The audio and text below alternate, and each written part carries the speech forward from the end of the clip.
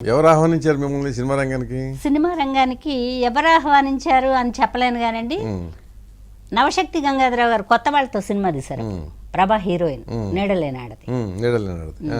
మేము బెజవాడలో, నేను నాటకాలు తెనాల్లో ప్రారంభించిన బెజవాడకి వెళ్ళిపోయాం. అక్కడ ఉన్నాం.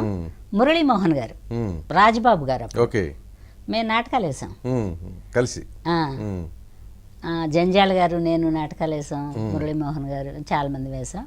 మురళీమోహన్ గారు ఉమా ఒక వేషం ఉంది సినిమాలో. అప్పుడు కూడా యాడ్ స్టేషన్ ఏదో జరుగుతూ ఉందండి.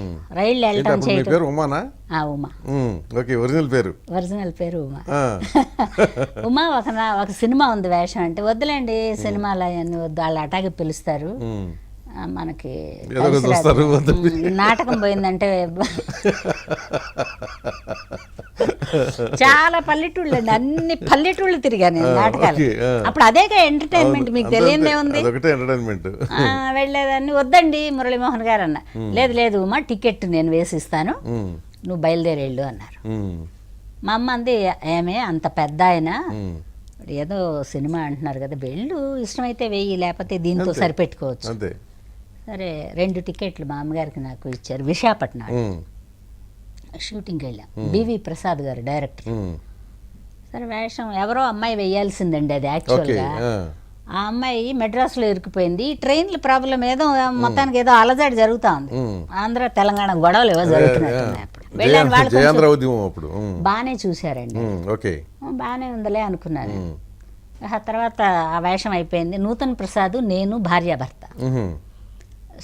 సీతాలత అని ఆవిడ మా మదరు, ప్రభ నాకు చెల్లెలు.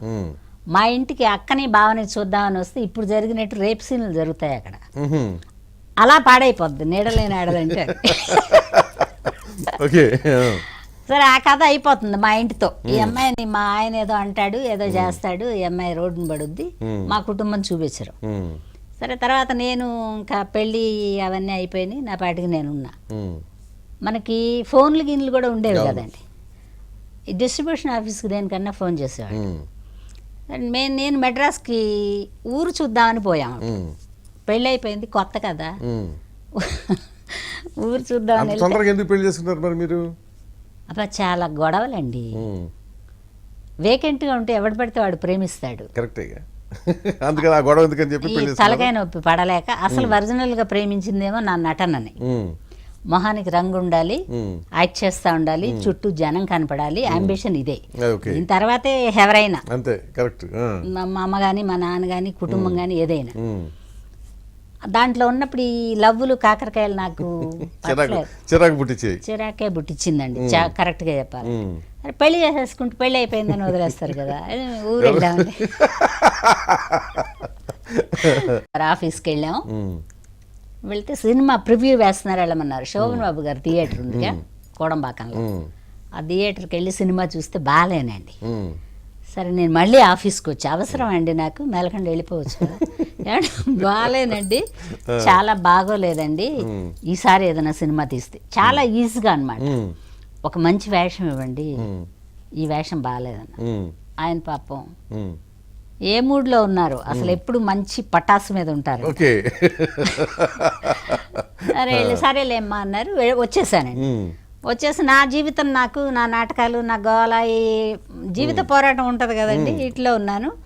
జ్యోతి పిక్చర్స్ నుంచి ఫోను, ఆ అమ్మాయిని బండి ఎక్కించమని. అమ్మాయిలు జాగ్రత్త అని సినిమా తీస్తారు గుంటూరులో. ప్రభ, నేను, సుజాత, మన పాటలు పాడే ఆనంద్ వైఫ్ అన్నమాట.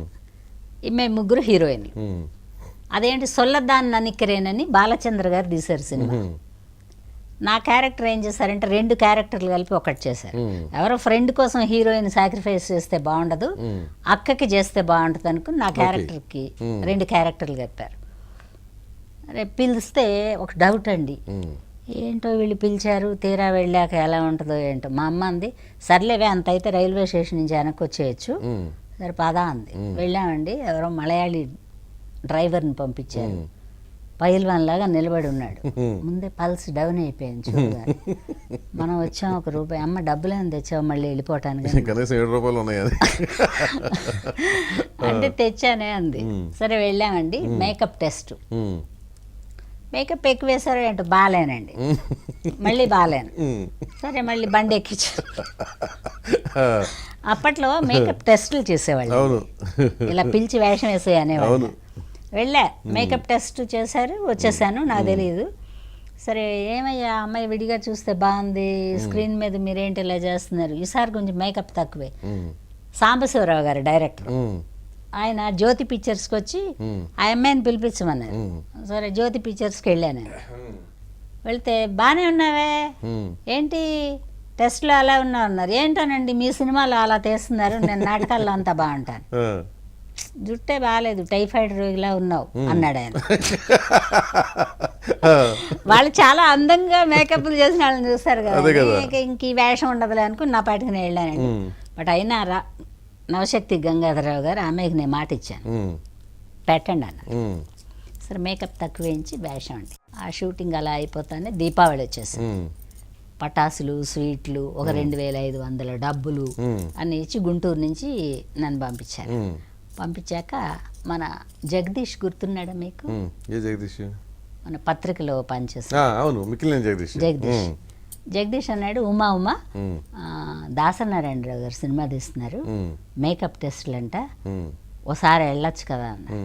ఏ వద్దులే జగదీష్, వాళ్ళు వెళ్తే ఒకలాగా చూస్తారు అందరూ, మళ్ళీ మేకప్ టెస్ట్ అది మాత్రం మైండ్లో పోలా మీకు? అసలు ఇంకా పోలేదండి నాకు ఇప్పటికీ. వద్దులే జగదీష్ అన్న, ఇక్కడే ఉండి ఏం చేస్తావు, ఎంతకాలం నాటకాలు వేసుకుంటావు, వెళ్ళు మా తప్పే ఉంది, సెలెక్ట్ అయితే అవుతావు లేకపోతే లేదు, పోనీ టికెట్ డబ్బులు లేవంటే చెప్పు నేను ఇస్తానండి. ఆ టికెట్కి అంత డబ్బులు ఉన్నాయిలే, ఎలాగా ఏంటి అని ఆలోచిస్తున్నాను నేను. ఇంత లోపల వీళ్ళు డబ్బింగ్ అండి. ఓకే, అమ్మాయిల జాగ్రత్తకి.